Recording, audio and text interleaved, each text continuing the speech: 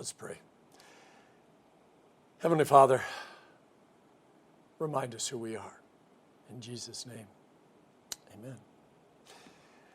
We were going through boxes after my parents died, and in those boxes, and there were thousands and thousands of pictures and slides, and then there were another thousand and thousands of pictures and slides from when my grandmother died. A few of the pictures brought back wonderful memories. Some tugged at heartstrings, and some drew a giant question mark because we had no idea who they were. After sorting the pictures into piles destined to be given away or scanned into the computer to be kept, one pile sat forlornly off to the side, and in a single motion they were carried to the garbage and, well, they ceased to exist forever. My parents and grandparents obviously knew who they were, and they had kept those pictures for a reason. But a generation later, those pictures were of nameless and storyless individuals. If I ask for your identity, you're going to pull out your driver's license or your passport or your military ID or your baptism record, birth certificate, high school diploma, your marriage license. You'll give me one of those official things. Pieces of paper. If it's important enough, you laminate it. They tell me your age, name, where you were born, who your parents were, if you graduated, if you're married. 99% of the time, I will doubt their authenticity because I'll usually get that little gold star now that makes it a real ID. Until we started leaving digital footprints, everything was on paper. Huge warehouses were filled with filing cabinets or microfiche. Yeah. If your hospital burned down, well, there was simply no record of you ever being born.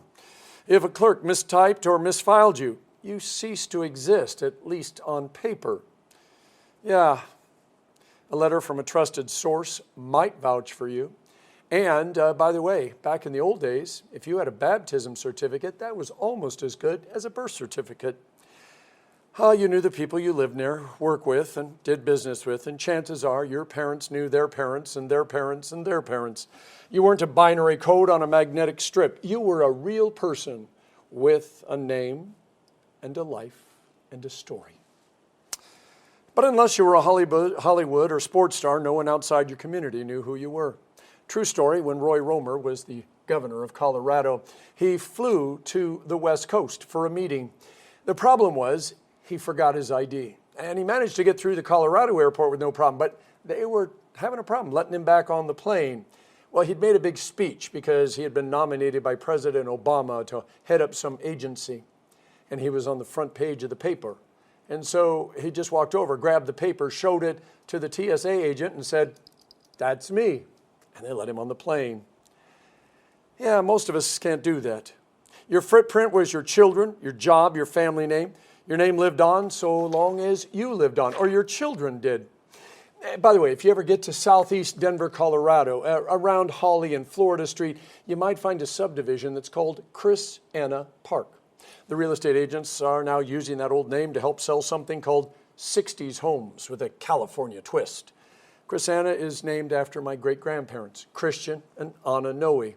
Yeah, they used to own a lot of that area. It was a dairy farm until they sold it in the late 50s. And even though their names live on in a sign in real estate magazines, nobody but my family even knows who they are anymore. Things have certainly changed. People all over the world can know who you are. You can be walking through somewhere and somebody says, "I know you, I saw." Email, blogs, and social media sites tell the world all about you, whether you wrote the articles or someone else just mentioned you in their article. And these virtual pages rarely die. They just float around in cyberspace waiting to be summoned so someone can view them. Have you ever Googled yourself? Yeah, if you haven't, do it sometime. You'll be amazed at what you find. First, you'll be surprised how many people have the same name or a similar name as you. Just so you know, I'm a guy in my 20s. I live in the South and I love to fish and hunt. Yeah, my daughter Molly is, and I quote, a poet, folklorist, and philosopher working with the sacred tradition of the Irish Christian Druids. Oh, my daughter Katie, she's the primary contact for a pilot study of cytocholine add-on therapy in patients with bipolar disorder or major depressive disorder and amphetamine abuse or dependence. My wife Nancy is a cherished and recognized leader in the South Dakota education and arts community. And there you have it. Except none of those things are true, at least when it comes to my family. One of our members chose a famous singer's name for their email address. Yeah, Taleireichel@yahoo.com. Yeah, he fortunately thought it was okay, and she did too. If you visit the president's homepage and type .com instead of .gov, you get a rude surprise. And then there's Wikipedia, an encyclopedia where you get to be the editor. And if someone doesn't like what you wrote, well, then they can rewrite what you wrote, and then you can go back and rewrite what they wrote, and then somebody else can rewrite what both of you wrote. Yeah, everybody gets to put in their 2 cents. And, they'll put down that it was verified, but let's face it, as long as everybody gets to put in their 2 cents, yeah. So who are we? Is there a truth to who we really are? Or have those pages not been written yet? You know that I'm a big fan of Psalm 139. Is it up to us to decide what and who we want to be? Or is our life already written in indelible, invisible ink, just waiting for the magic solution to unveil it? The color of your eyes and hair, how tall you are, your skin complexion, those are all gifts from your parents. But what about the rest of you? Some things don't change. When I was in the 5th grade, Mrs. Pryor encouraged us to dream and imagine and push the boundaries of our future. We could be anything, do anything, go anywhere. After all, men had just walked on the moon. Anything was possible. And so when I wrote to Ulf, who was my pen pal, and by that I mean a pen pal that you actually had to write to and mail off, and then you had to wait because he lived in Sweden, and it took forever for him to get a letter back to me. Well, I could be anybody I wanted to, kind of like on Facebook today. Yeah, I never worried about Ulf finding anything different because it was highly unlikely I was going to visit his tiny Swedish village, and it was highly unlikely that anybody from his tiny Swedish village was going to visit me in Colorado. Today, the things you read on people's social media sites are amazing.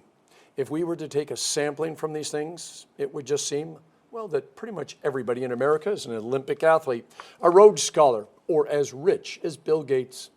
Yeah, they all know more than the president of the U.S. and are able to talk expertly on just about every single subject from economics to fashion to art.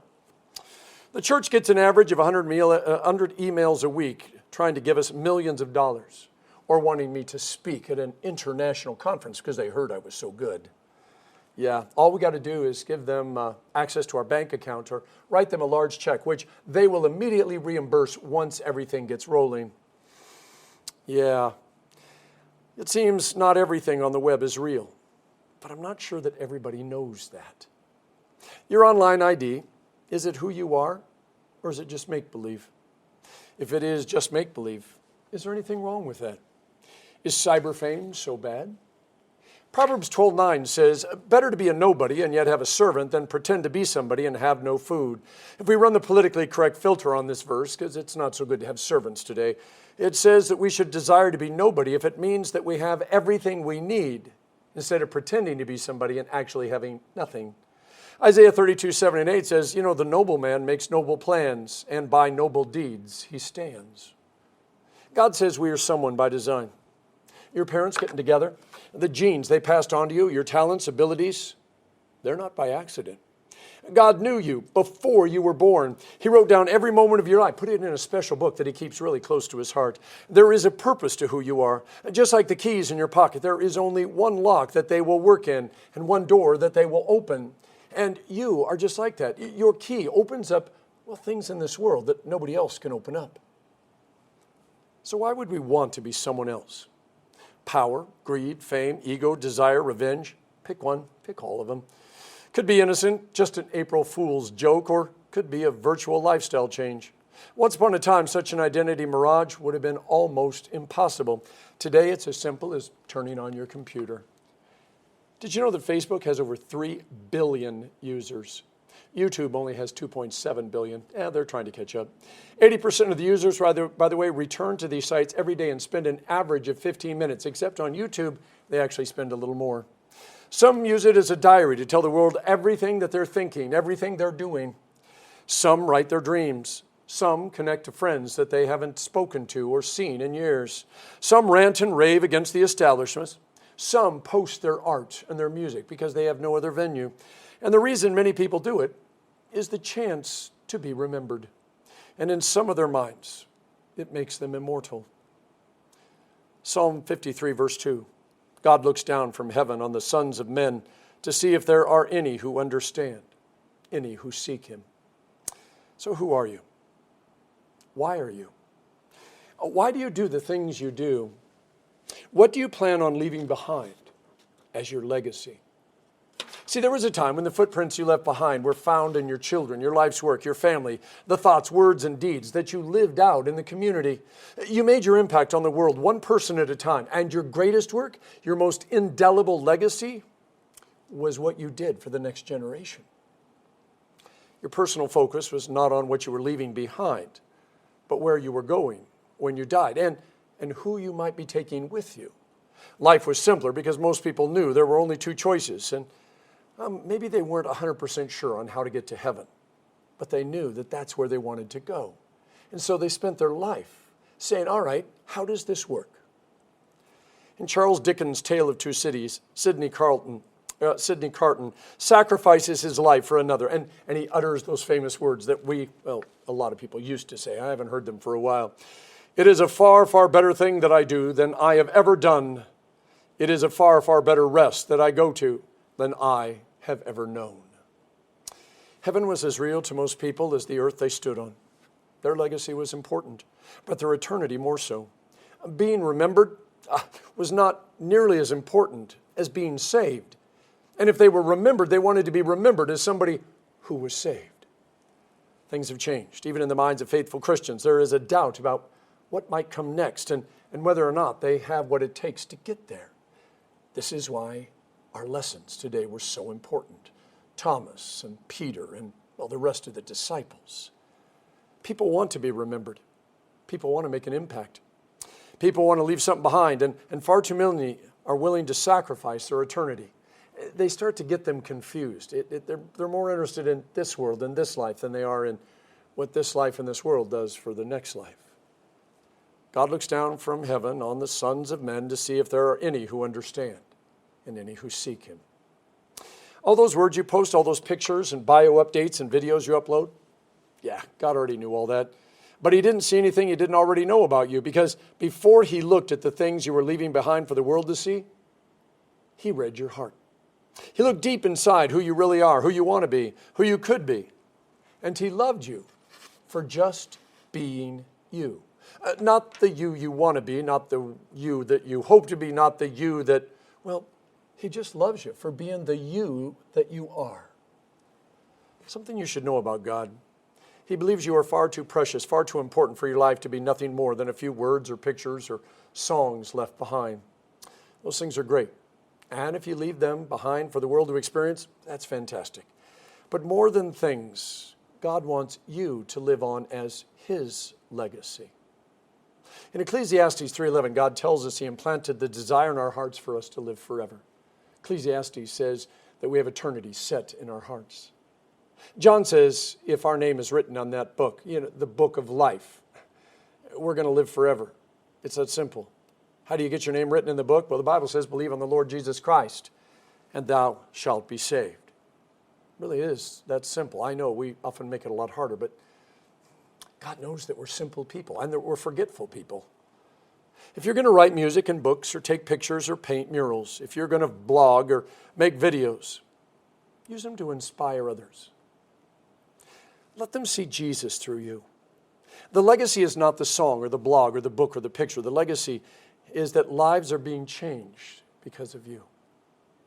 The legacy is how you inspired other people to know Jesus. The legacy are the faces and lives of those who will never be forgotten, because they will get to live on not just in a blog or a Facebook post or a YouTube channel, but they get to live on forever in heaven. The box of their pictures may be in the dump, but they aren't. They're with Jesus. 2 Peter says someday everything around us, all of it, is simply going to cease to exist. Even cyberspace, gone in just a moment. But everyone who believes, everyone whose name is written in the book of life, they're going to go on forever and ever. And that's definitely something worth living for. In the name of the Father, and of the Son, and of the Holy Spirit. Amen.